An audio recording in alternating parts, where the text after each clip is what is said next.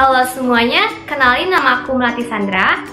Dan di sini aku akan memberitahu serta mengajari kalian tentang beberapa basic atau dasar-dasar dari Python yang wajib kalian tahu, apalagi untuk kalian yang baru pemula ataupun baru belajar Python. Tapi sebelumnya jangan lupa like, subscribe channel ini, ataupun nyalakan notifikasinya ya. So, without any further ado, let's get started. Jadi di sini aku menggunakan aplikasi Jupyter Notebook untuk coding dengan menggunakan bahasa pemrograman Python. Dan di sini kalian juga bisa menggunakan aplikasi lain untuk coding, misalnya Google Colaboratory atau idle dari Python itu sendiri juga nggak apa-apa, yang penting bisa buat coding menggunakan bahasa pemrograman Python. Nah, yang pertama aku pengen jelasin tentang print. Jadi, ketika kalian ingin menggunakan fungsi print, kalian pertama-tama harus menuliskan variabel dulu dan value yang ingin kalian masukkan. Misalkan value-nya adalah Sandra, kata Sandra.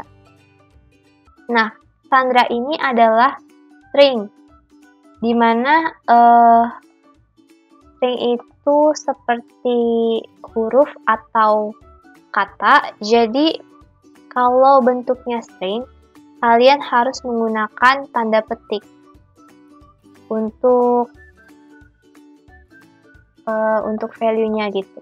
Nah, setelah selesai, kalian sudah masukkan ke dalam variabel A, kemudian kalian bisa ketik print. Kemudian buka kurung dan masukkan variabel A.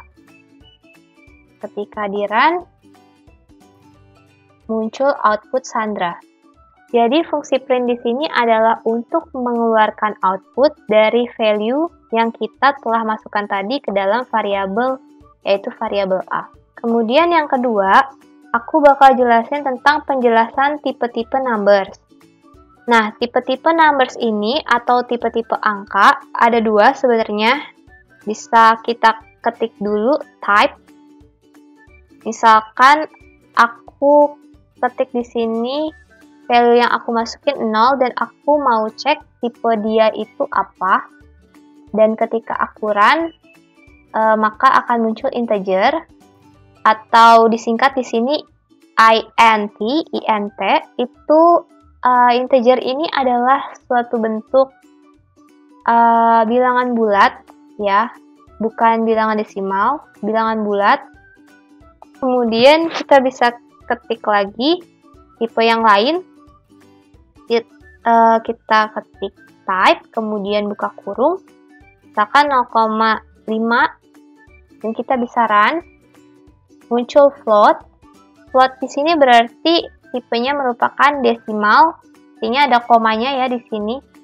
Itu berarti tipenya desimal, dan itu adalah tipe-tipe yang aku jelaskan. Jadi hanya integer dan float untuk type of numbers gitu.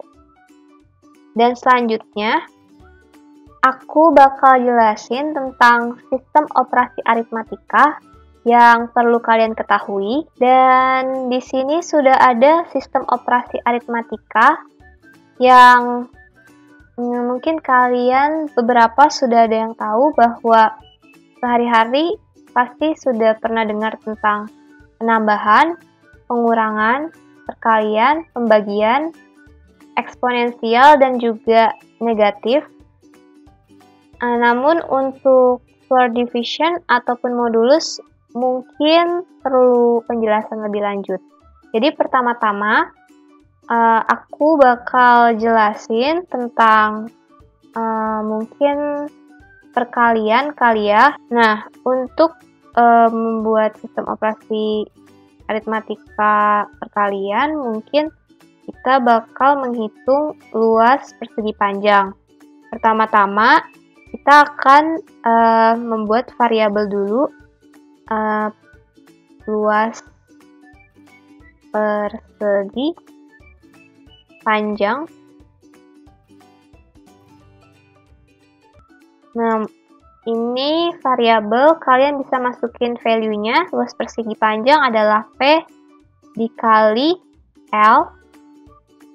Nah, kemudian kalian bisa inisiasi P-nya berapa dan L-nya berapa di atasnya. P-nya misalkan 8, L-nya misalkan 12, dan kalian bisa print